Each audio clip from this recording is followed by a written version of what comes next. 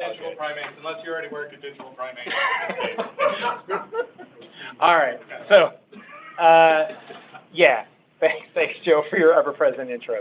All right. So we're going to talk a little bit tonight about hybrids.js. This is going to be, excuse me. This presentation is actually kind of fun for me, but it's going to be more of a discussion and kind of, just kind of a go through on this framework. To be clear, let's see if that works. Awesome. Hybrids.js is a way to write web components, and we're going to talk about what those are quite a bit. And I'm using this for side projects. I want to be very clear up front. I'm not using this in production anywhere yet. Doesn't mean it can't be. I think it's a novel idea. I think it's actually pretty neat. And I think there's some really interesting advantages in the way it's been thought through above the way that we've been doing a lot of things so far in the community. Furthermore, because we do tend to do a lot of React and Vue-centric things here, one of the interesting things about web components is it solves the thing I hate about React and Vue. So that's an important piece, which is that I like and enjoy working with React as a way to model an application.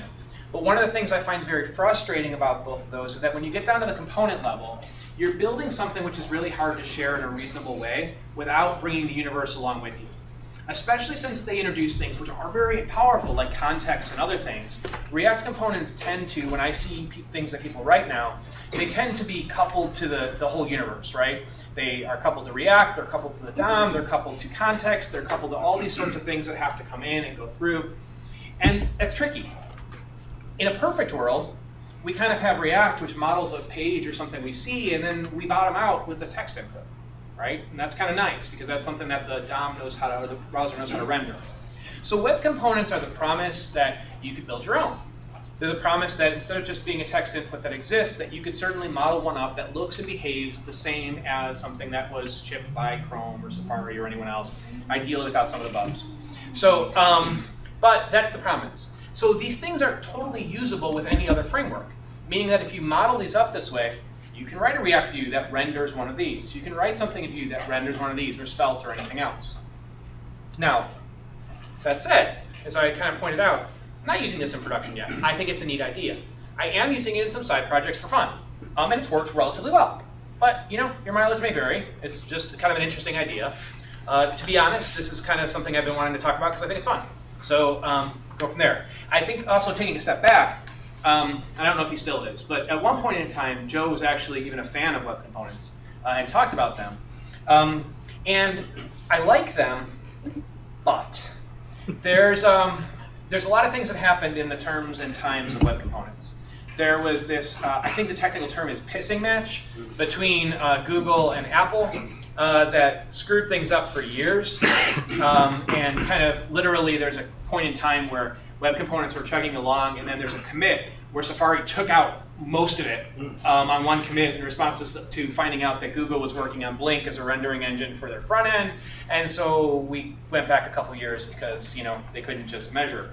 But the end of the day was we kind of moved forward a little by little, but what happened in the meantime is that people polyfilled stuff and they put layers on top of stuff. And there was frameworks that actually in the very beginning I liked. One of them was called Polymer. And I actually talked about it a long time ago, impressively long ago, which makes me feel very old, but that's okay. It happens. So Polymer was intended to be this promise that what they were going to do is crawly fill web components, and they were going to say, like, this is what it's going to look like, and we're going to go ahead and put it in the user space, and people can start playing with them now, and then we'll take your feedback, and we're going to bring this to the committees, and this will be a great way to live exploring. And that lasted just until they disagreed with something, at which point they just built their own thing and went off in a direction all by themselves. I think they were originally, I think they're the first working group on a framework to ever say, eventually you won't need our framework. Yes. That was like a big, wow moment. It was a beautiful moment. I totally bought into it, right? I was totally wrong, but I totally bought into it. I did presentations on it, I was talking all about it, I met a lot of the team, but honestly, it just kept building, and it kept building on top of itself, and it's slow, and it's layers of polyfills on top of each other, and you can't get anything to work. So I left it alone for a long time. And I've always been interested because I still think it solves the right problem. And so taking a step back, there's something else Joe and I agree on. There's only like 3 things, so I got to bring them all out. One of the other ones that we agree on is that ES modules and basic being able to write JavaScript and load things up directly and not have to have massive bundlers and all these things that we have in our life is a good future that we all look to get to. And I'm excited about that. And what's interesting about it is web components bring us a little bit closer to that. If there were components out there that you could just load as a module without a bundler, without packaging them, without cross-compiling them, without interpreting whatever DSL they're written in, and put them on a page, maybe even a page that doesn't have a framework, maybe, and crazy, right? Maybe a page that doesn't have a framework, maybe a page that loads JavaScript files, maybe a page that isn't processed through, which I'm a little bitter. I just ported a whole bunch of stuff to Webpack 5, and they've exceeded my expectations and managed to increase the build time by 30% more. So, as such, I might be a little bitter about the idea of bundlers right now, but it's this world that we're actually going back to these major big targets. And it's interesting, pontificating and maybe going off on a scale for a moment, but stick with me, because you're a captive audience. What the hell are you going to do?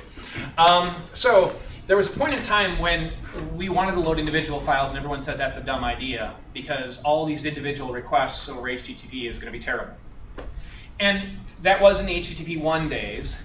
We got to HTTP 2 days where that changed, and now everyone's like, this is the greatest thing ever. You should just load individual files. But in the meantime, we all adopted bundlers, and we all adopted these big things. And then we got to this cool thing where bundlers are like, great, that's a good idea. You know what we should do? Instead of making one big bundle, we'll make lots of small bundles. And we go on and we go forward. And, all right. So they're still a very necessary and important part of what we do today, but I am hoping for a day when we don't necessarily need them. Web components are, again, that promise that I can go pick something out and I can drop it on a page and I can use it as though it were a component. And it's self-contained and it doesn't have a lot of external dependencies and it doesn't require a massive download. So when we look at something like hybrids.js, they're trying to facilitate that idea. And it's like a 2.5K lib. Okay, so we're not talking, we could probably code review the whole thing here.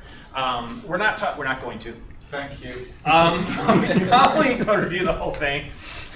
But the point is, it's something tiny, and it's intended to be a small bridge. And by the way, you don't need it for any of the web component stuff. It just so happens to be I kind of like some of their ideas. All right, so on the topic of ideas. Hopefully you can see that. Well, I'll butcher his name, but I want to give credit where credit's due. Dominic, we'll try it, ready? Lubansky? It doesn't matter. No. Is the author of hybrids.js. Just Lubansky. Yeah.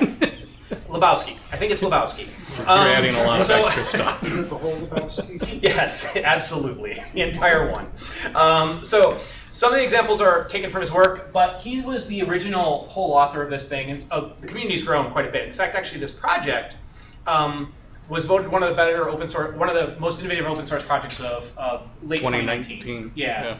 And it's quite interesting in what he's done with it, but he was the brains behind it, and other people have certainly jumped on board. But he's got a really interesting way of thinking about some of these problems, and I like the way he thinks about them. That's part of the reason I like this. So you can look him up on GitHub. Also, if we are considering using any of these things before we start, you should probably know this, that there are polyfills for them. Don't use them. All right. So if you can't meet those specs for whatever you're trying to do, just don't do this yet. Wait a little while, okay? Those are pretty decent specs, meaning like it's not terrible, but it's not going to support older edge. It's not going to support IE, certainly. So keep in mind that it works best under those areas. There's almost caveats for everything if you do a polyfill, because some of the things that you are trying to polyfill here are proximate. There's a lot of things with styles, there's a lot of things with other pieces of web components which aren't directly imitatable through polyfills.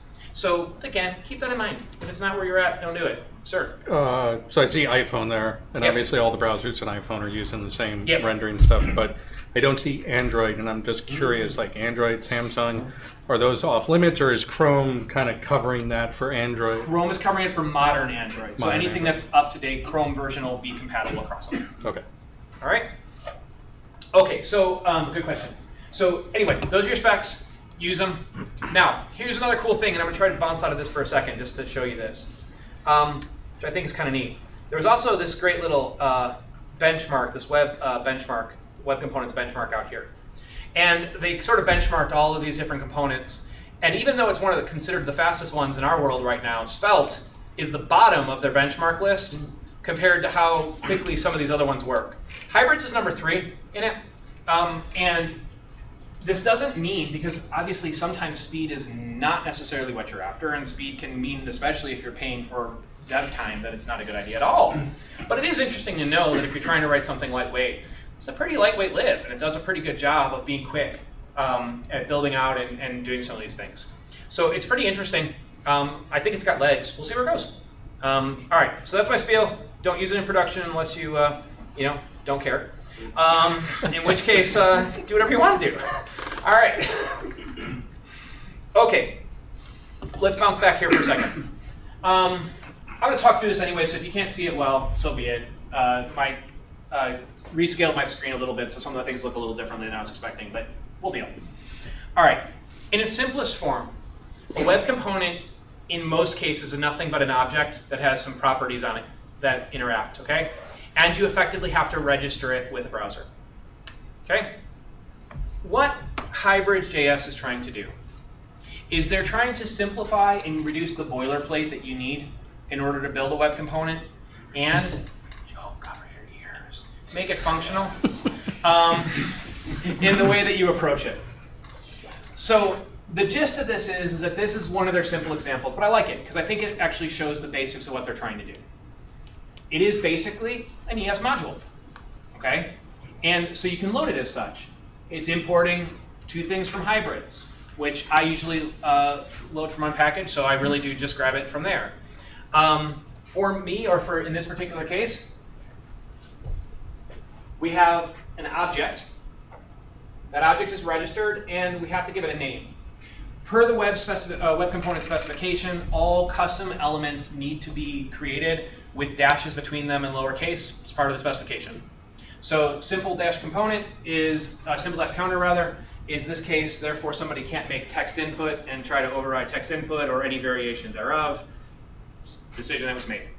All right, so in this case, it's basically saying, I'm gonna say that simple dash counter, which we'll be able to use as a tag, okay, in HTML, is defined by this object. And there's a bunch of processing that goes on here. But in short, what they're really saying is, I intend to have a property that I expose to the outside world called count. And that property will be an attribute in this case, although you can actually set them as attributes or properties. There's a number of different ways that they go. And I'm going to define a render function with a template tag, which we'll talk about. And pretty much, I want to have a button. I want to render the count in it. And when I click it, I want to call that increase count. Okay? Now, the interesting thing is that's it. There's nothing else to it. But it's the beginning of the thing it's beginning to express that's actually kind of interesting. We'll get into this a lot more, but what it's really saying is that this render function depends on exactly one thing, which is count. And should that count change, I would like it re-rendered. So we'll talk a lot more about how this differs in lifecycle than everything else, and how it is kind of backwards to the way everyone else thinks about it, part of the reason I like it. But the gist of it is, in this case, when somebody clicks the button, it's quite literally setting the count attribute one more than it was, and the component will re-render. Okay? Now, that syntax with the HTML, some of you may have seen it before, some of you may have not have. This thing right here. This is what's called the tag template literal. Okay? And we'll get into these. These are insanely cool. It's interesting, it's funny, actually, to me, not to everybody else. But to me, it's hilarious. Because tag template literals, when they were proposed, one of the people who originally proposed them, wrote this huge article in their defense. They were called something different then. They wrote this huge article in their defense saying, like, look, this is our key to implement domain-specific languages in the browser. We should use these because these are an insanely cool way to make domain-specific languages so people can do them. And what's really funny to me, that part of it is that now that we've gone all the way through the end, people are using these for other things, and they're like, well, I mean, I don't understand why people are making domain-specific languages out of them. That's stupid. It's like literally that was their intent when it started. Okay? So their intent's finally fulfilled, so of course everyone's angry. All right, so in this case, what that's defining is a function which is imported from that hybrids package called HTML. Hybrids doesn't care how you make elements. Okay, so in this case, this is one specific way to do it, and we're going to talk about it. But there are actually a bunch of different libraries, including the one from Polymer called HTML lit from a long time ago. There's a whole bunch of different ones that can turn strings into elements. Or you can do it yourself. You could parse it apart and create document.create elements all you want, okay? But at the end of the day, what we have to know for right now is that this is going to turn that string into HTML. And in the course of doing it, it is going to return basically a chunk of DOM to this web component, and that chunk of DOM is going to be rendered. Okay? Does not care how you do it. Just wants you to do it. So this is the default way. There are some other ones that are better, and they've done a pretty good job of not coupling to any one specific implementation so that you don't really have to do anything. So let's talk about that tag function for a minute, and what's its goal. This is a really simple example I grabbed off the web because I didn't want to write one myself. But it's a good way to start with. For those of you who aren't familiar with this is a syntax that was introduced, I think, in ES 2016, but I could be wrong. ES6, whatever ES6 was. Yeah, it's all good. It doesn't matter. The gist of it is that the backticks basically define an inline immediate function in compiler terms, or inline immediate definition in compiler terms. But anything that looks like this, with the $ and squiggly brackets around it, will be replaced when that string is constructed. It provides a much cleaner way to do string concatenation and implementation than the old way. One of the problems that is often referenced in JavaScript is when you're concatenating a string and you say, cool, hello plus 1, you get hello 1. If you start with the 1 and then add a plus, it tries to add something numerically to it because it was a 1. So it's the old way of doing string concatenation is kind of crazy because the plus operator is way overloaded. Okay? So this provides an easier way of doing type-safe concatenation, composition. You can do multi-line stuff. It's great. It's a really good addition. But you also have this little gem up front. And this little gem up front allows you to preface any template literal with a function. And if that template literal is prefaced with a function, then that function is invoked. That function is invoked with the individual fragments of the string and any tokens that need to be replaced. So what that means is that you have an ability and a built-in ability to define a function. Let's just say we called our function HTML, which could piece apart any amount of text you wanted to and convert it into any sort of object form. So here, this is the really simple one I pulled offline, but the gist of it is all they did was take the strings that came in and reduce them and basically combine them all together with these values, right? It's going to produce a string that has hello and the place name and welcome to this tutorial, and it has a bug in it anyway. But the idea is that they're making an assumption that's invalid. That's okay. So yes, I'm code reviewing the example I quoted. So next up, all of hybrids.js. So okay, but the gist of this is it provides a really cool way to very easily put in line for people a way that you can turn strings into language. There are people who've done that. It's not exactly the same, but I've done that for basically React so that you don't have to have a JSX compiler at all. You basically put JSX first and a bunch of strings. Now they are strings, so it's not all the advantages, but it is pretty cool. So going back a second for here, basically what you can think of is that when we say HTML, it's going to pass all of these strings and all of these tokens in to that HTML function, and then it's going to let it get assembled. And they're going to do something very similar. They're going to reduce over the string that just came in, and they're going to figure out how to assemble it, and then they're going to look for specific tokens. They're going to be like, oh, that says text input. Got it. I do a create element, text input. Oh, those are attributes on it. Let me add attributes to that thing. So they're basically doing a really simple way of letting you take a string, safely convert it to that, rather than doing something like a set inner HTML. Okay? All right. So whether it's this library, whether you do it manually, whether you do anything else, all that Hybrids cares about is that ultimately you give it back a function. Or sorry, you give it back something that has converted it to a DOM element. I don't know why I said function. Probably because, functions. All right. So, you got to go with what you know. Wait, does it have to be a DOM element? Or could it be null? Could it be a piece of text? It could be undefined. A piece of text will work because it'll be translated to a text element. But other than that, it needs to be a DOM element. And not an array of elements? That won't work. That won't work. Okay. All right. And we will actually see how we can handle arrays later. It's actually really slick. But that's there. Okay. So looking at this for just a moment, we're basically then saying, let's create an HTML element or some form of element that is defined by this text that is going to re-render when a certain attribute changes, and it's going to update its little corner of the world. It's very similar to what React is doing with a very different approach internally, okay? But it's just taking its little fiefdom and it's keeping it up to date, all right, from external properties.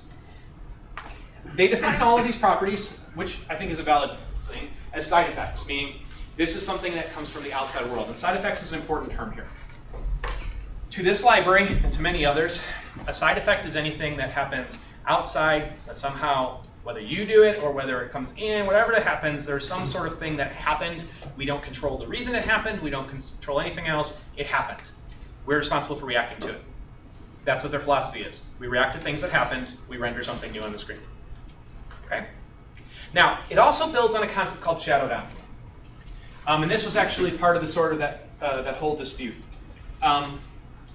In older versions, I don't think you can do it anymore. Maybe there's some hidden flag in Chrome still. But in older versions of Chrome Canary and others, you could actually turn on the ability to say, I would like to see the full shadow DOM, which sounds much more fun than it is. But it turns out, if you go look, like the date input or the drop down or any of those things in HTML implemented in Chrome are actually a composition of other things. Okay? They're just a composition of a bunch of other simple primitives. The drop down is nothing more than a button with a certain icon on it and a text input and a drop down list. It's just a bunch of pieces. And by turning on shadow DOM, what you could do is you could peer inside of the box. So instead of just seeing a drop down as the final component, you could actually see what was happening inside of it. So when you look in the browser on shadow DOM for one of these things, and we'll go to one of these for a moment, or not, I don't know what I have up here at the moment. Please hold. Yeah, this one will work. Hold on. Seriously, Joe, next time start your web server before you start, okay? Jesus, very, what was very I thinking? amateurish. Okay, fortunately there's no build step, so it's quite quick. All right, so let's go here for a second and let's just look at this. All right, so right now, this is a web component that we're going to look at later. But you'll see what actually... Can you take a 1 minute break?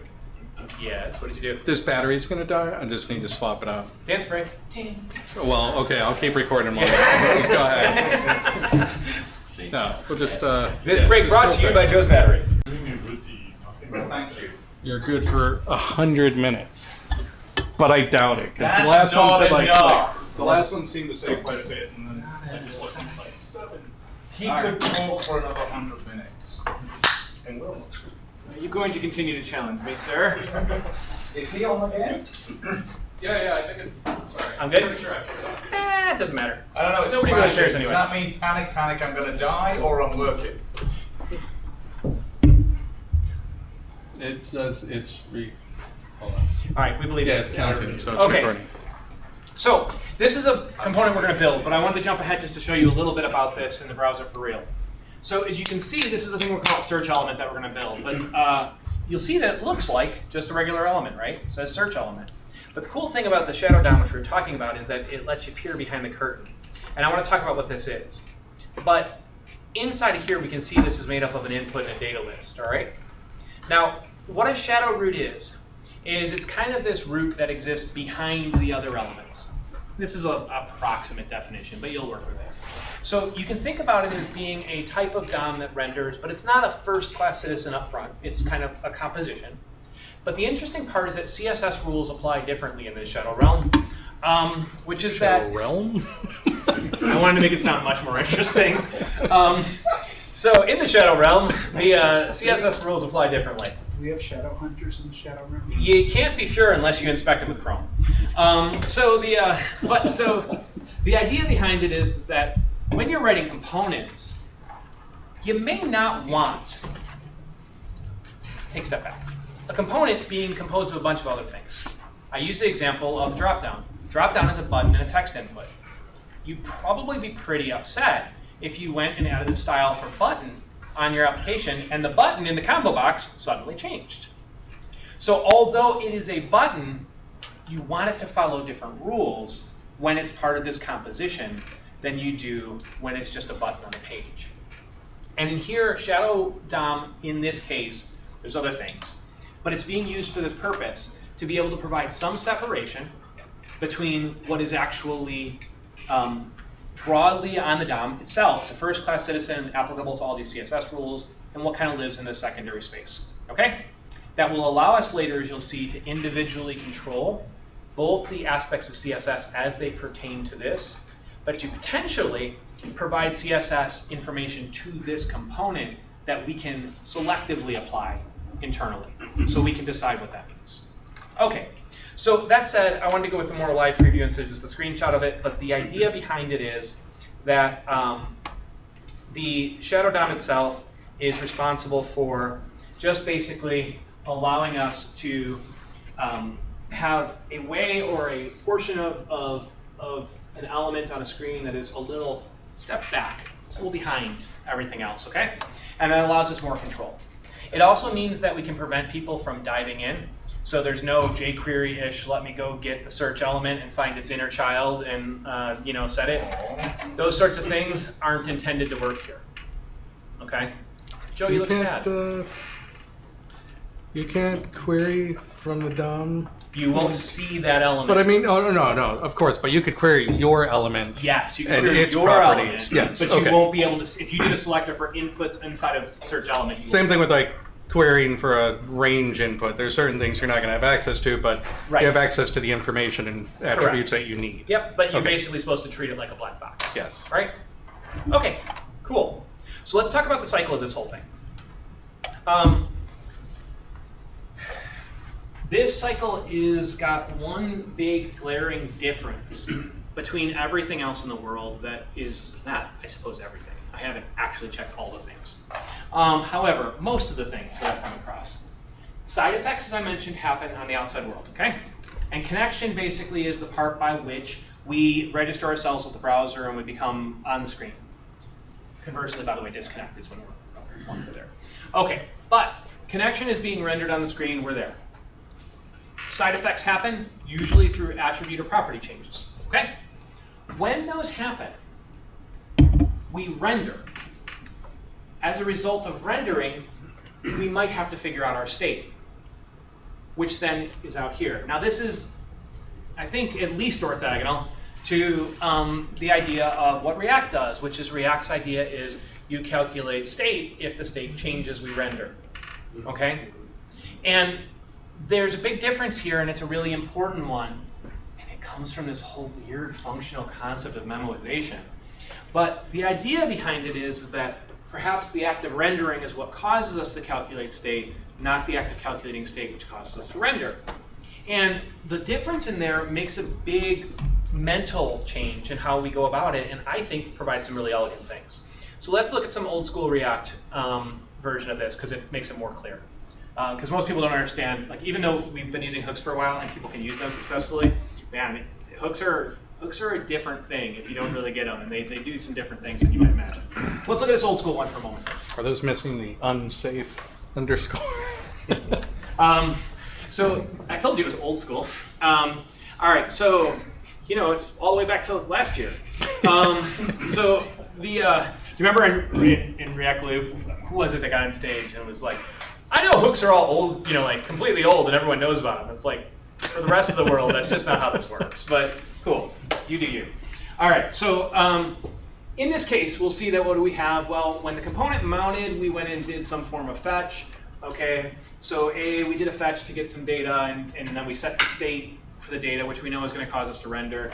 And then maybe if the component updated and we got some previous props, it's up to us, but we go ahead and check that the user ID is different, and if the user ID is different, maybe we call this same fetch function.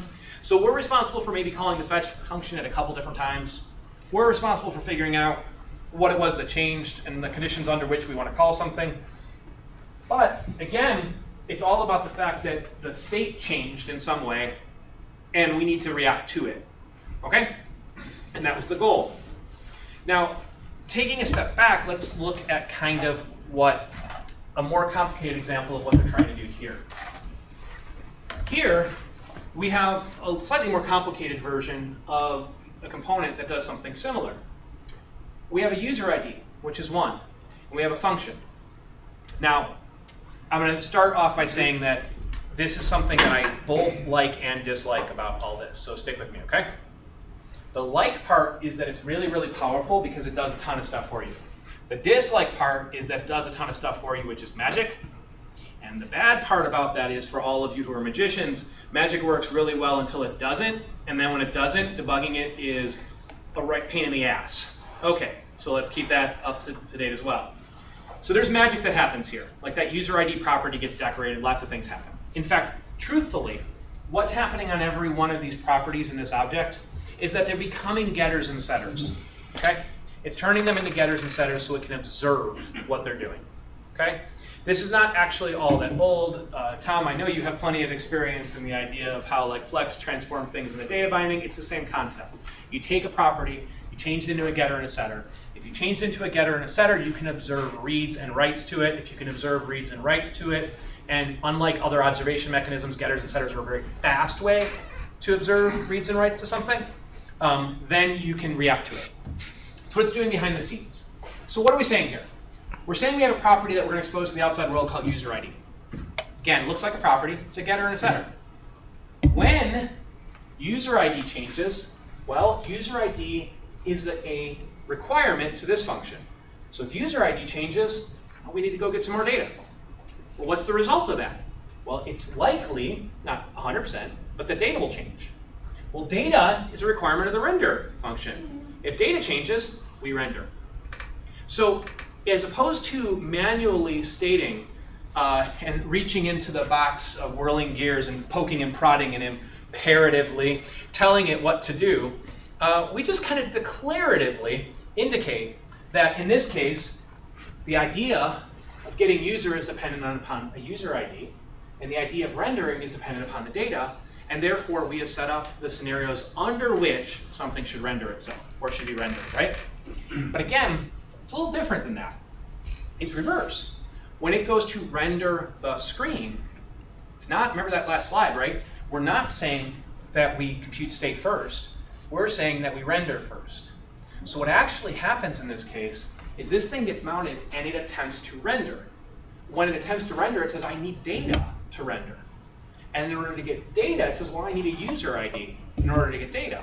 And then it gets the current value of the user ID, and then the changes track through in a very similar way. So a change to that user ID forces a render, which forces us to work back up the cycle. Okay? Now, it's memoized. Okay? Going back.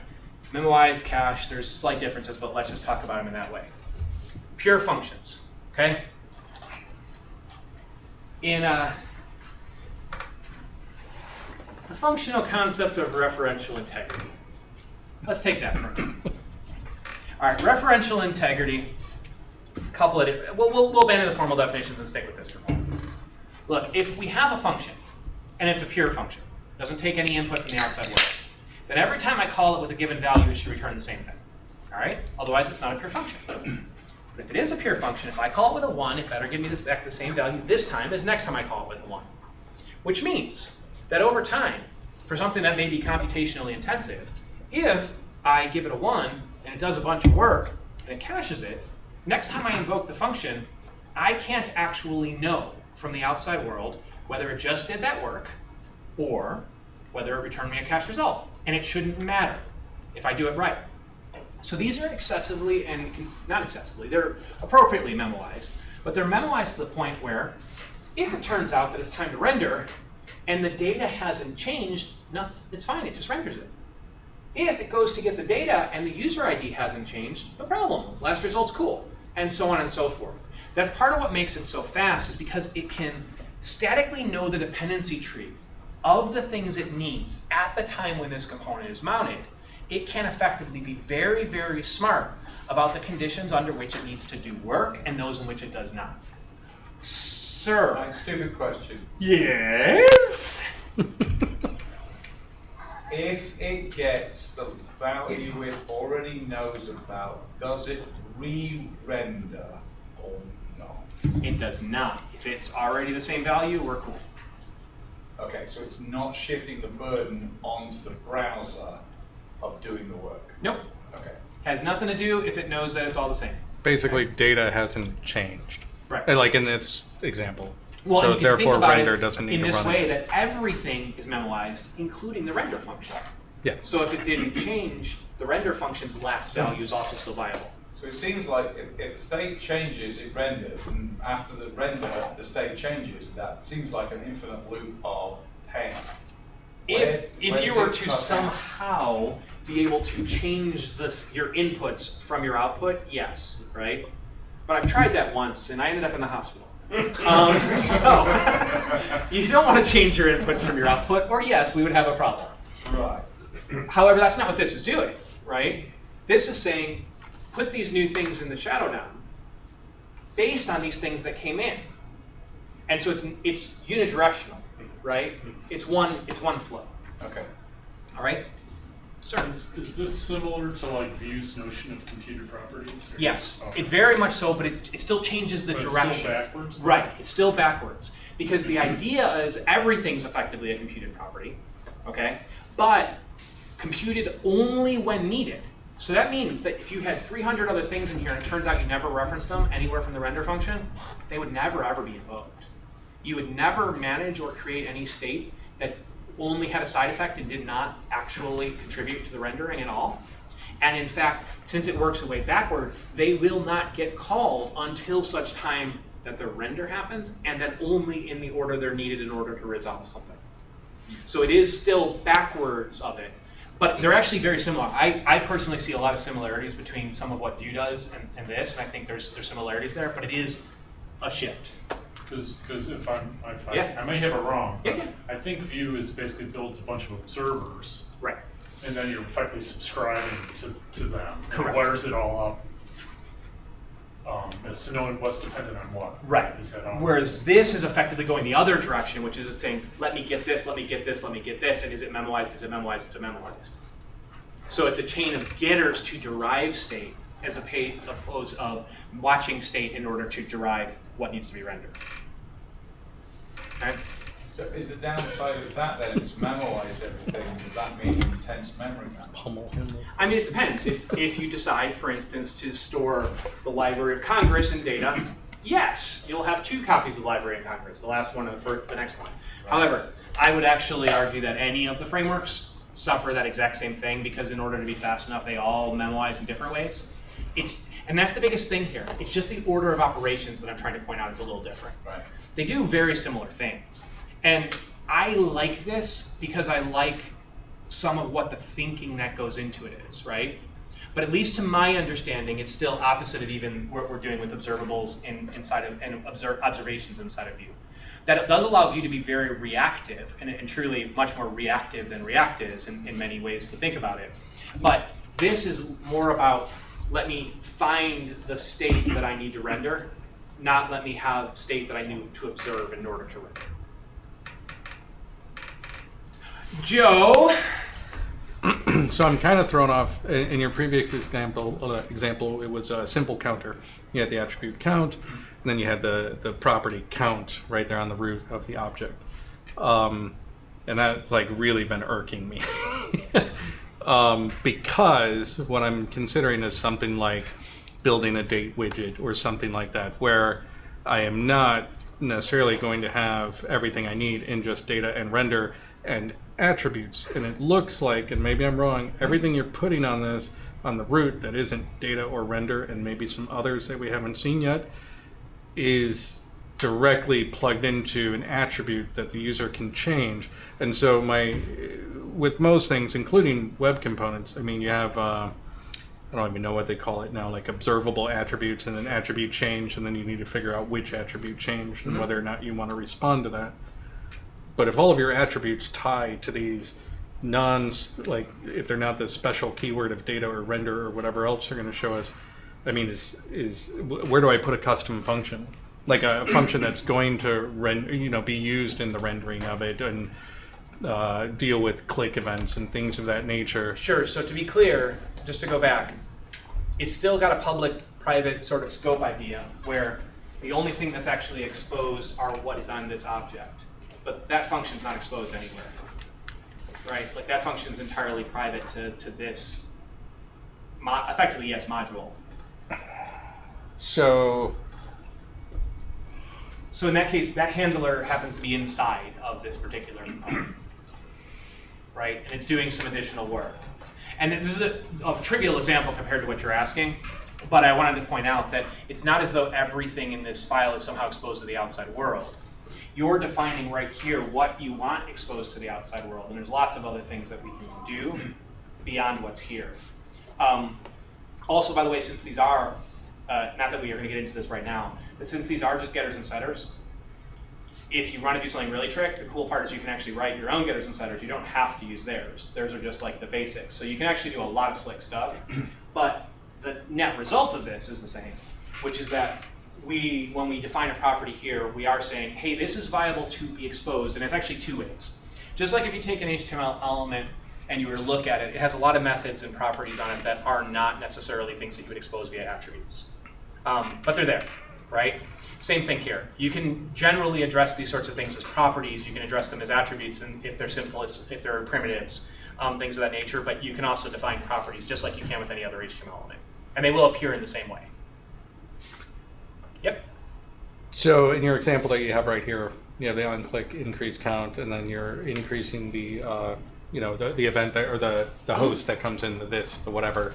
You're saying count on that. But if you had 3 buttons here, is it passing the component as a context, or is it passing the button? In this case, I mean, you're only rendering Sure. a button. So in this case, the host in this case is this, right? So it's the HTML element, not So the it's not individual the shell button. components. You actually, technically, this takes additional arguments, and you can do more with it. Okay. But as a starting point, the first argument in almost all cases is the actual component, so the HTML component itself, as opposed to the inner stuff. But So remember, and I don't mean to pick at it, but No, if that was go a for it. div with 2 different buttons and they each, had increase and decrease or whatever, it's still getting the simple counter component as that first argument. Yes. It's not getting the button, so it's not like a regular event that correct, we'd be it's used a little to. different. Okay. It always gets the host component first, and then the second component will actually be the event that you actually triggered in anything you're doing. But the first argument is always the host. And to be fair to them in this case, it makes a lot of sense from what you're trying to do, which is that you're trying to treat this from the outside world as a composition, Sure. right? So in some way, shape, or form, whether in an object-oriented language we call it this, or we call it host here, or whatever the case is, we're talking about the entity as a whole, the host, right? So anyway, choices, there's lots of them, but that's how this one is. Fair? All right, yeah, and very last thing. You had You can ask several. you had an attribute of user ID, and it was user uppercase ID. Do you name the attribute user uppercase ID? Oh, in this one? That's Yeah. just a crappy example. So, so Vue does something that I really, really hate, which is your thing has to be Pascal case, but then it has to be, I mean, there's a lot of rules around it, but then the property has to be kebab So in case. this case, just to be clear, since you can have properties and attributes, technically you could access this as user ID kept like true regular case, just like it is here. You wouldn't be able to set that in the same way from an attribute because of the case match issue in this case. So, could you set that though? From outside with a reference to the element, just like you can call other And what would the functions. attribute be? It would look just like that. Just, okay, Yeah. so There's no translation there. It's just that you have to conform to the HTML thing if you want to set it as attributes. got it. But if you use lowercase user dash lowercase ID, you could reference it to the outside? You can, just like the counter example here, you would actually be able to set it then. Okay. Okay?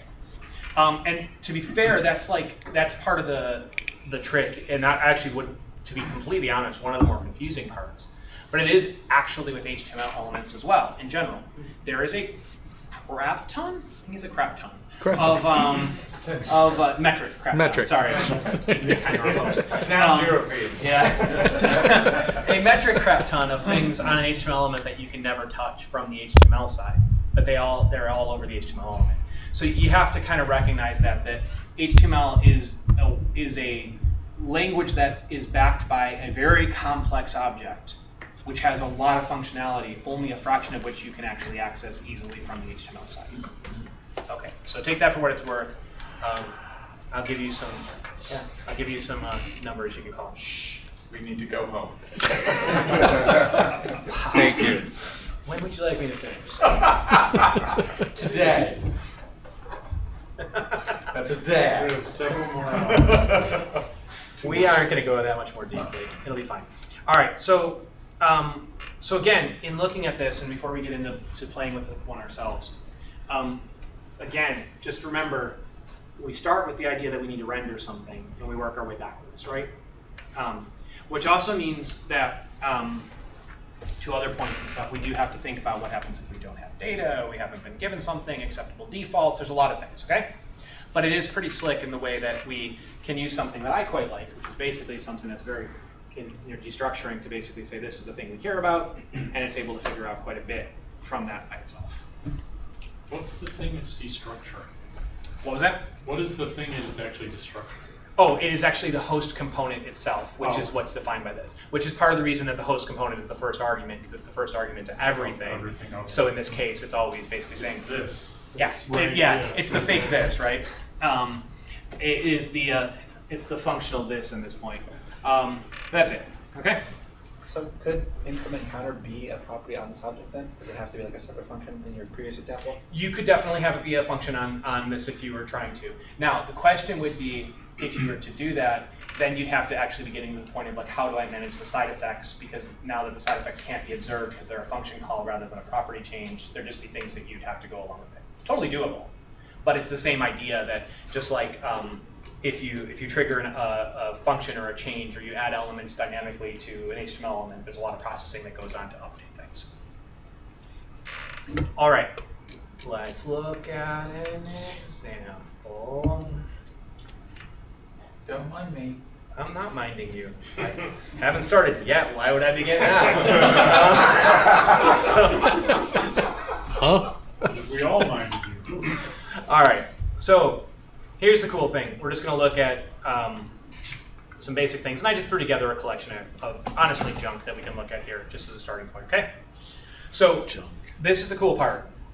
Here's my package JSON. You can see that it has HTTP server as the dependency, okay? There's no bundler. There's no compilers. There's nothing involved in it. It is putting a server in there so I could start a web server, okay? There's an HTML page. And on this HTML page, as a starting point here, I'm including a module. And that module is called search element. It's a JavaScript file. That's it. That's all there is to it. Down here, I'm using search element. Giving it an ID. Could do anything I want with it, just like anything else. To prove it, I wrote a fake server implementation. It's super advanced. It takes a list of strings and filters them. I know. Dude, like talk number 2 just started. I bet you I can make that a talk. You want to? All right. So We'll see what kind of volunteers we get for next month, but sure, Mike. yeah. All right. So I made another module, and I'm importing from fake server.js. I love ES imports. They make me happy. Like heartfelt, Demos. real love. Just easy demos. I know. Well, and it just makes so much sense, right? Just yeah. Yeah. Like feels. Feel the speed. I know. And although I probably may not do it this way for fun, because that, honestly, that square, like the dereferencing to 0 in there is honestly causing me some anxiety right now. But we're gonna stick with it for right now. Doesn't have to cause you anxiety. It causes an itch in my brain that can only be fixed with a coat hanger. I can do this query. What was that? Query selector. I know, as I Search said, out. it was just but I wanted to show kind of like the fact that they're all first class, all of the things work on them, okay? So in this particular case, we're getting an element, just old school, getting it by tag name, but we can do it. We can do everything we can do because it's an element. So I think it's kind of neat though to say like, oh yeah, we're getting it by search element because that is our element, right? And so what else am I doing? Just the same thing I'd do anywhere else. I'm having an event listener. And what do I have? I happen to have exposed a custom event called search from here, or I could have put on search right on the element, just like I could in an HTML element of any other capacity. And so in this case, I added an event listener, and I call my fetch it with it, and I throw it some data. Okay? So in this case, my element's data property is going to be updated with what came in here. All right? So we'll get to the implementation in a moment, But the cool thing about it is that we just have a simple search, and all we're doing, that's kind of funny, all we're doing is being able to choose something from a search, right? So no big deal. What But the hell does that mean? what? Stop getting big words. Big words we can understand. Let me see if Dog is in here. I'll be right back.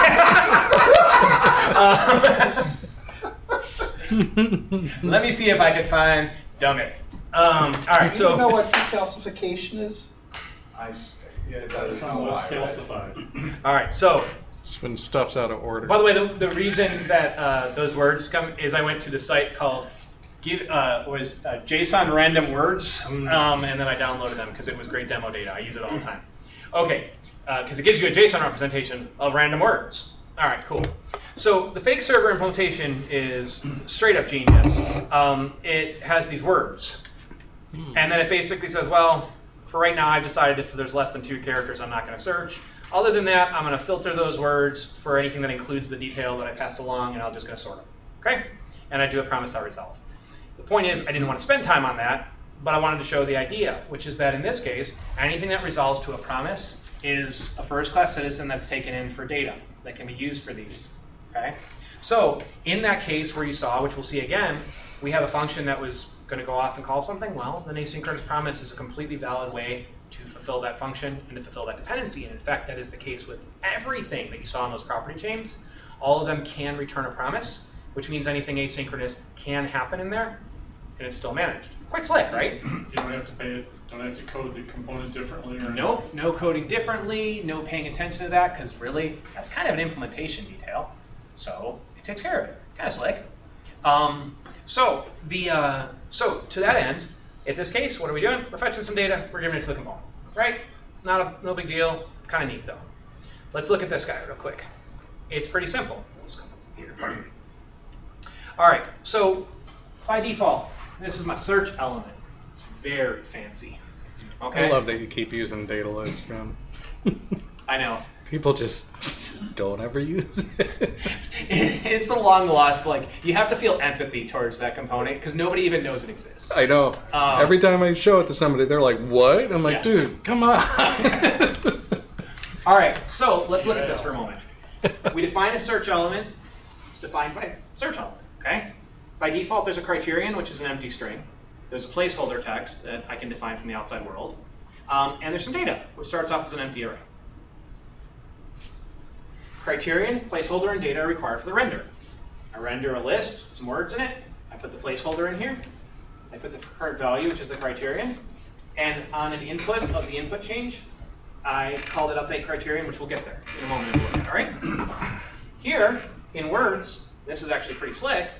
I'm just taking the data and I'm mapping it to option. And what's option? Option is just a function, which again calls that same HTML idea to just simply create each of the option elements and drop them in. So it's effectively creating the options as I need them. So in this case, no crazy string concatenation here or anything else. I'm just kind of saying HTML the option, boom, done, option, right? Is option supposed to be self-closed in that case? Seriously. If you want to go punching, I will move the camera. you need to move the camera. This will make it go better on YouTube. So it'll know the dependency on option even though it's not in the function args, the render args? Well, in this case, option is just a function, right? So it's a function external to it. Oh. Okay? So in this case, it's just a function. So to be honest, if I were to follow my own convention, which I probably should do, but I'm not hooked Well, up that to should just be keyboard. O and F and To option, which would actually be how I would normally do it. Okay, so in this case, it's a function that's called, but within this module. So updating criterion, when I choose to do that, in this case, there's that host and event pattern I was telling you about. All right, so I get the value out of the event, and I dispatch search event, and I'm off and running. what's dispatch? What was that? Where dispatch It's comes just from? imported. Oh. And it actually makes a real DOM dispatch, like everything's conforms. So does it end up So I don't think search is standard in anything. No. Right? Okay, so is it's that okay a on custom Vinyl. event then? Yeah. It becomes so it's actually written out as a custom event. It's not, doesn't end up being some weird hybrid magic. It's actually creating a custom It's event creating for an this. event, and in this case, you can even control things like whether it bubbles, it's cancelable, you can Sure. control the Yeah, basics. yeah. Custom events. All right.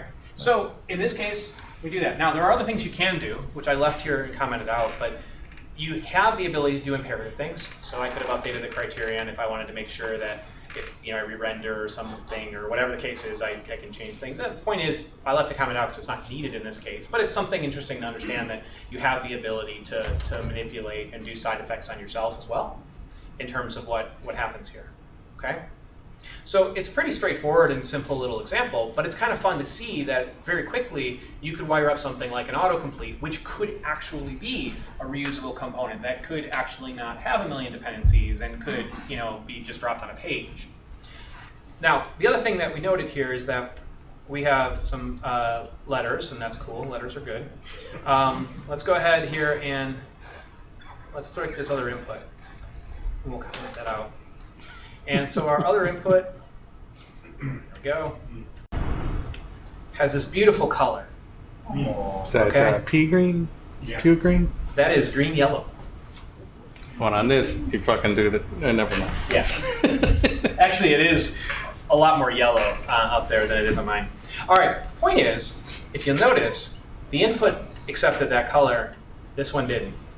And that's because of the shadow dot. It's because of the border on what we did, which is that input. What are you going to put in between two input tags? What was that? Stop it, you're killing me. Can you stop? This is what the rest of us call a proof of concept. Here. Just a validator.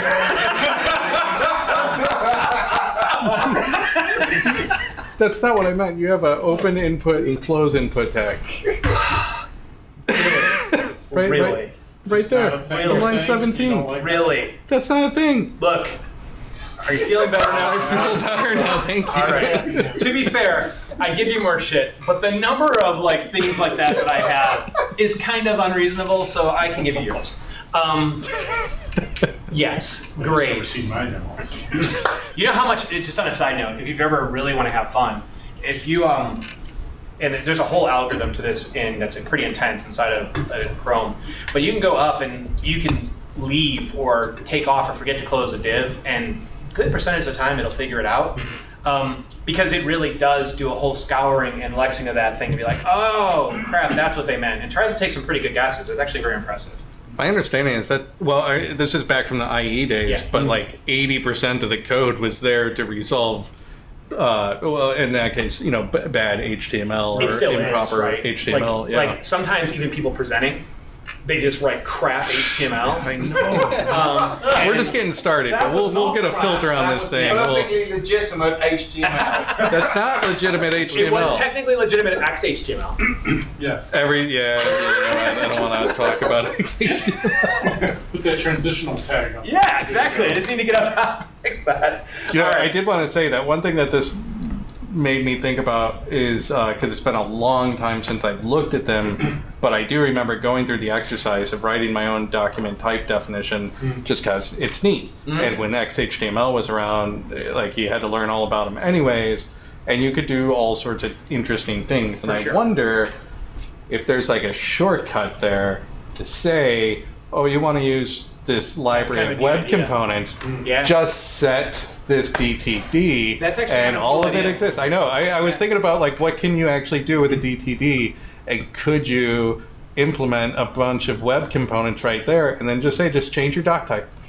Just change your doc type, and you now have all the regular shit plus tabs next and month's topic. yeah, it could be cool. Show us how that works. Yeah. All right. Well, now that we fixed the rogue input tag, we have Thank you. it's all good, Joe. It's okay. You felt better when it was coming about. All right. The point is I've also written and gone to the extent of my CSS capabilities here. Now it says 2 minutes. Well, then I will sign off now for our YouTube folks. So the point is obviously that we have a very different behavior between those two. Okay? We're recording this, isn't it? Well, now we know for next time, right? Well, yeah, apparently. Ooh, hi-oh. All right. So,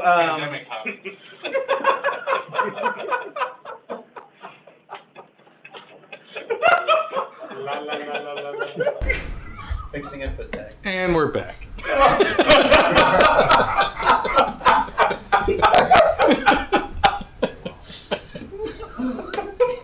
Please continue. I was just going to say a bathtub-based shot-by-shot remake of Avatar. All right. You're gonna edit this out, right? I hardly ever edit anymore. All right. So in this case, we have intentionally not allowed this to go through, which is kind of cool. Now, some of this is good, some of this is bad. Some of it works better if we do bundle things, etc. But let's just talk about the basics of it.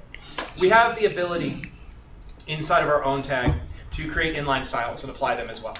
So we can create styles and we can apply them in much the same way, which is that we can, at the end of this HTML reference, we can actually just say .css, and we can put something like the, well, in this case, we can either do our own styles, meaning that we can actually reference the ones above it. Or actually, I think it's style, sorry. CSS is the inline style one, but we can actually specify style, not spelled that way, and we can grab any sort of object that defines styles and bring them in. We can also do, we have to do a little transformation first, but there are ways to be able to bring in any sort of external one as well. However, that won't work out of the box right now with just straight HTML standard ES module stuff. Okay, well, we can apply styles, and if we do, yeah. If we do, everything's done. All right, so you could do like an add import with regular web components, right? What was that? You could do add import and then import a file next to it. Yeah, we can, or HTML imports. No, those are gone. Oh, dude. that's right. So the gist is, though, we can apply styles that way, or we can just do inline, which is not obviously great, but we could do things, which I copied down here because I always type it wrong. But you can actually just do Looks like jQuery. CSS inline if you wanted to as well. And in that case, if we were to do so, am I? Well, that would break things. Where am I missing one at? No, I was wrong. Okay. Do you have a? I'm probably doing. Is there a something tick right. before the .css, and is that supposed to be there? Yeah, that's the That's tick the that's close closing that HTML. Oh, gotcha. It's fine. You'll get the Yeah, gist. whatever. I'm not going to worry about it. It's not So an the unclosed tag or anything. this is the part where you just take the baked casserole out of the oven. So the gist is, though, is that we can apply inline styles, and we can apply styles here, and we can reference external ones. To be honest, this still feels the most clunky to me of all of the parts of it. I don't think that's as well fleshed out, and it always has been a little rough. We can apply styles to the root component, so in other words, we can do things with host selectors. So meaning that we can actually say, hey, this component itself, if I wanted it to disappear, is display none, or we can do things on the host component, any of the internal components. The host is effectively an alias for us, right? The element that defines things. Admittedly, though, this is the part that feels comparatively clunky. There's a lot of tricks, and there's a lot of little pieces that they have in here, and there's a lot you can do. I still think it's not perfect. But I think it's worth it in some ways. And I've got some relatively complicated ones I've built from this over time that work fairly well, and they're quite quick. But it's just trade-offs, right? All of this comes down to what you want to do and what you want to get out of it. The big part for me that makes it worthwhile, and the part that I like, is that I can bottom out this thing with an HTML element that I could potentially register. I could use this in React. I could use this anywhere I wanted to. I've just got an HTML element that I can share, and I can load as an ES module. And without all the bundling, without all the overhead, without all the other parts that go into it. So I mean, that's it. There's a ton more to this library, by the way. There's so many things you can do. And if you are interested in it, I'll bring up this so it's on the video as well. It is really an impressive project. There's a lot here. Some of the docs are really good. Some leave a little bit. Hybrids.js.org. There are several things that I think, or hybrids.js.org. There are several things that I find a little lacking in the docs, but overall there's a fair amount of examples, and there's a fair amount of other articles now that's become more popular out there that you can see. So do go take a look at it. Do go play with it a little bit. Again, it's interesting. Like, it's a cool concept, and it's an interesting way to go about building these things. And so yeah, that's what it's all about. Make sense? All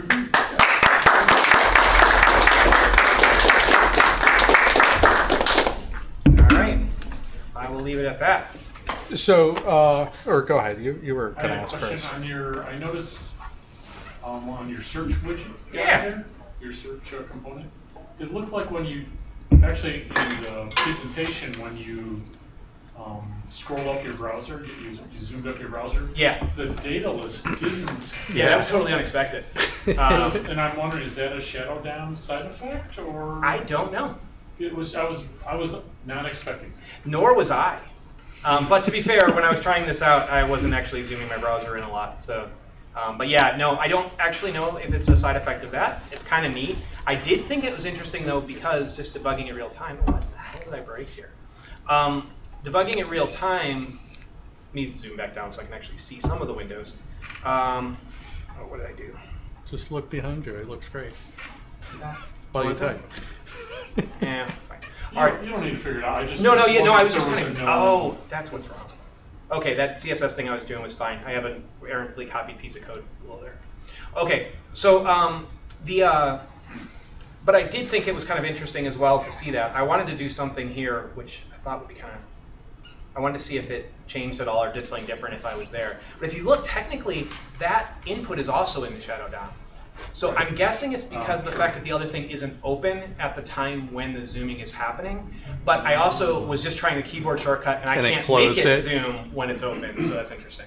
Yeah. Oh, interesting. Yeah. I mean, This data is list why is used nobody so often. uses data list. Yeah, there you go. But yeah, that was kind of intriguing. Stupid.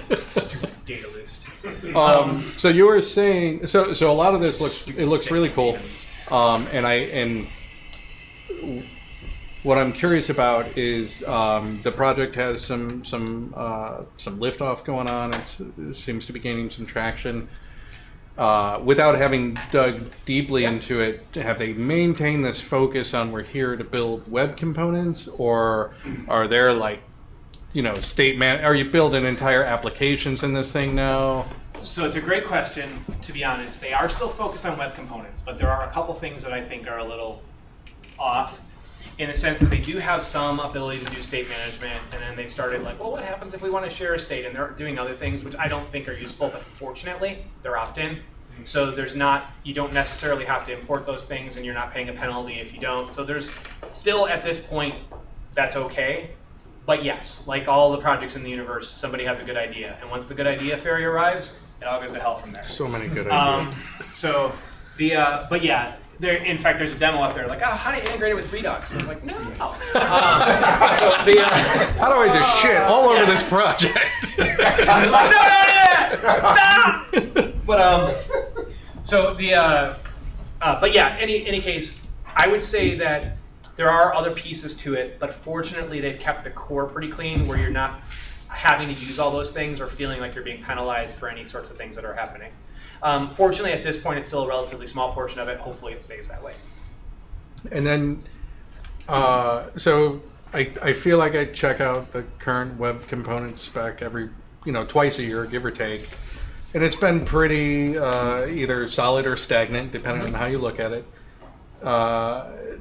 Do you really see, and I guess what would be the biggest advantage here, as opposed to just writing web components and dealing with custom events on your own and attribute change callbacks on your own? It's just that. It's just the mechanism for dealing with change callbacks, updating, figuring out when state has to change, under which conditions you need to re-render. Because there's several other competing libraries that do these. Always. And all of them follow the strategy, though, that's a very imperative, like check if I should re-render. And I did a lot of that, and I don't like it in the past. So I like this because But a lot of times these libraries come down to, like, if you're not doing like weird virtual DOM stuff, like you could write this class that just kind of abstracts some of this tedium out of the way. In fact, to be honest, one of the reasons, and I find this very valuable, in fact, if you go back to, this is a weird, strange side, but one of the reasons I liked RxJS in the beginning is like, here we go. but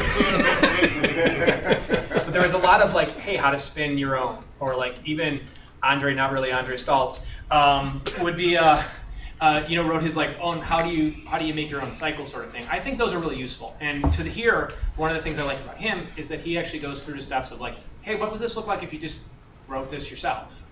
And so he actually walks through exactly what he's doing, exactly why he's doing it, and how really anything he's doing is just syntactic sugar. That's And on you their, don't need to- their website? Yeah, it's totally. It's the intro to the website is basically like, here's how to do it on your own, and here's where I see it as an advantage.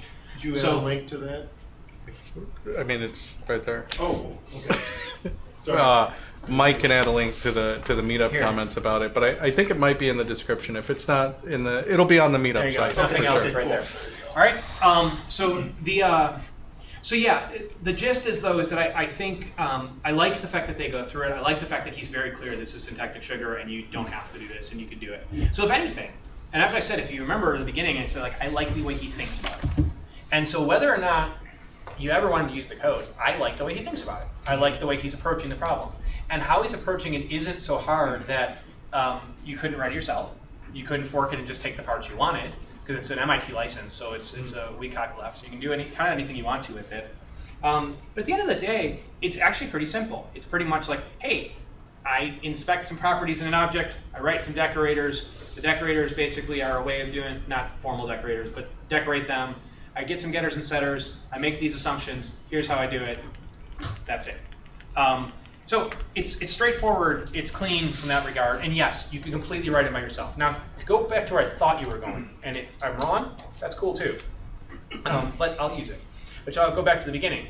Where I think this is potentially has legs is that we are seeing, like if you look at what's happening with ES-Build, with Snowpack, we are seeing people trying to get away from the bundlers. We are seeing people trying to say, how do I get to the point where I can, again, throw something there that doesn't require this massive download? Maybe one of these days we'll even see an ES module version of React, but the gist of it is that more and more and more, we are seeing that people are trying to go that route. Now, here's the thing. It's not going to make sense everywhere. If you're writing a giant enterprise app, probably the economies of scale of having the bundler are worth it in many of the cases, for sure. But not everything in the world needs them. And it's the same thing. It's solving a problem in a very big way. So I think this is going to gain a lot of traction. Not necessarily hybrids, but web components, I think, will gain a lot of traction in the world where things aren't so hugely. When can we use them in production, Mike? What was that? When can we expect to use You can web use web components in web production right now. components in production? What was it? Web components in You can, that's production. it. You can use web components in production. Ionic. Right now. Right now. Ionic right now. No, without hybrids. Yeah. Okay. Yeah, to be honest, like this, literally, you can write the same thing if you're just willing to go write an ES class, and it will work. You don't have to use any hybrids or All the anything browsers? else. I mean, for the most part? Yeah. Or is it just All those browsers I threw up in the beginning. edge and up, right? I Yeah. mean, like no IE maybe. No IE, it's Edge and it's Edge 9, you know, it's the latest Edges and up. But to be clear, all of those browsers have first-class support for everything this is relying on. This is not polyfill. There is no polyfill in what we use today. It is just syntactic sugar on top of classes. And it's syntactic sugar with classes and getters and setters. So I did have one question about this with hybrids in particular. Just one. Is there, and I doubt there is, but I was just curious, is there any issue with using a web component that I created with hybrid inside another web component, whether it's created with hybrid or not? No. So everything is registered. Yep. And at the end of the day, that's the cool part, is that from the outside world, you wouldn't know the difference, because really even that basic object they're taking, let's back down for just a second, and I don't want to take up too much of your time because Mark will keep me. Mark's fine. He's fine. He's happy to be here. So at the end of the day, we know there are technically more class-like things now, but most of this falls down to a prototype chain. It's prototypical inheritance. So what's an object? What's a web component? It happens to be something that descends in the prototype chain from an HTML element with some additional decorated properties. That's all this does. Yep. All it's doing is basically saying, here's how I'm going to decorate this HTML element. It just so happens I've created a syntax that I find to be easier. Doesn't matter. And again, these are part of the reasons I like this. I'm not, right now in my life, and maybe I'll change my mind again, because I have, I'm not bought into giant ecosystems right now. I'm very much of the idea that I like small little components I can build on. And we Things went that through these. can just live in the browser. Yeah, well, it's funny. I actually, so some of you know that we worked in Flex in these really huge environments, and how when it went to Apache, I was one of the project management committee folks that brought it to Apache. And after that, I went through this period of time, which is really funny now, where we built an HTML and JavaScript framework that was like all a bunch of small little pieces and loaded, and everyone's like, "You're crazy. Because the two things they said is, these are my favorites. No one's ever going to go for something that's cross-compiled in JavaScript. That was the first thing. The second thing was, nobody wants to see all those files loading individually. Well, I mean, that's HTTP2 now, right? Right. Well, that's my point, though. So that's fine, right? Things have changed and we're there. Yeah. So I think, and you were touching on it, like, I think a lot of people look at this, and I'm not even just talking about the web components part of it, but the ES module stuff. A lot of people look at that and go like, this is great for demos. I can just whip something together and it's awesome. Sure. And they go, but for production, we're always going to need bundlers. And I'm like, you know what? I mean, I've proposed at my current gig, like, let's do per production or per package bundles. Like, if we're on HTTP2, Right. let's just, I mean, it's basically, I'm just saying, like, rather than saying let's import it from a CDN or unpackage, I'm saying, like, let's take what we have and just fucking load 500 packages. It's the same.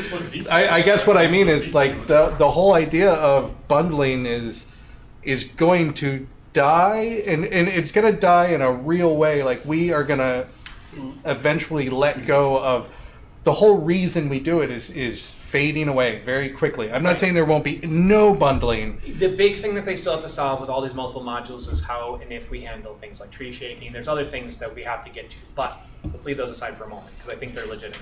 It's actually funny, by the way, going back to the Flash stuff for a second. There's this thing that people didn't realize. Flash is a streaming format, right? It's how many videos came about too. Like, you watch videos over Flash. So you'd load frame 1, which was like your bootstrap for your application, and frame 2 was technically a stream. So technically, Flash applications would stream in. So you'd actually get your resources over time as they would stream in. And if you knew what you were doing, you could actually not just use the second frame. You could actually develop your application as a series of frames that would show up over time. Kind of familiar to what I think is going to happen here. There are dependency resolution things that become very difficult in complex systems when you're loading individual modules because the order in which you have to do them is hard. Snowpack advertises itself, which I think is kind of funny because I often call this Webpack as like a linker for the web, right? And for those of you who are old enough to remember what a linker is, so this was the idea that, yeah, we could compile a bunch of code, but at some point we needed to assemble it in an order and ensure all the dependencies were there so we could start it up. It does get tricky to, and this is not so much a technical problem as a authoring problem, but people are pretty bad at not writing code that looks a lot like this. And when you have code that looks like this, it's really hard to not figure out some way to bundle it sometimes, or to do something to be somewhat efficient. I, though, have faith that we'll get there, and we'll have the tooling to do so. I like that world a lot better. We're not quite there. And for me, I'm a little stuck because some of the projects I work on, we need some of the Webpack plugins right now, and it makes me sad in my happy place. So I would like to get away from that, but that's where we are today. Yeah. Anyway, so the point is on this, my long-winded version is saying, I think things like this, whether it's this library or web components, are more relevant in a world where we don't bundle everything. Because in a world that we've been in for the last couple years where you make a giant bundle, who the hell cares if you write every component in React because you're going to make this giant bundle anyway. But for the number of text inputs I see that have one attribute different that are an entire React component, okay. I think, so my last question is, 1, have you looked at Stencil, and 2, have you compared this to other things? Because I hear Stencil, like, that's their whole pitch. It's like, write all your stuff in Stencil and then just use it. They skip over the whole, like, I don't even know if they really promote web components that much, but it's a way to write web components, and they say just use them in your React or Angular or Svelte or whatever the fuck you want to do. They broadly consider themselves a competitor to Stencil in terms of it. In fact, there's a comparison of a couple frameworks on here. So what's your comparison though? Like, have you checked out other frameworks? There's good stuff about it, but Stencil also works the other way. Stencil also works in that sort of imperative mode of deciding what needs to render. And that's the thing I'm trying to avoid, because I, as you may have noticed, I tend to think about things from sort of a functional composition-y way, as opposed to let me order around the little bits of my system kind of way. Definitely not an XHTML way. Yeah. So as I was very clearly implementing XHTML earlier, but it's just the way I think about things. I like declarative code. This works much better for me for declarative code than the other version, which is much more imperative. I think most bugs in systems, personal opinion, they come from imperative code. Imperative code leads to race conditions, leads to all these sorts of things. I don't like them. So I started writing code in a way that doesn't have them. Works for me. Maybe it doesn't work for everybody. I'm not going to proselytize. I don't care. Do what the hell you want. But I like this one. Okay. I just, just because I happen to show you a doorway doesn't mean you have to walk through it. But you All right. will judge us if we don't. Yes. Yes. Zero judgment And zone. he will question why we're going through the door. Don't go through the door! I will only judge you if I actually have to work with you. All right, so cool. There you go. Problem solved. All right. Hey, thanks everybody. Thank Yeah. you.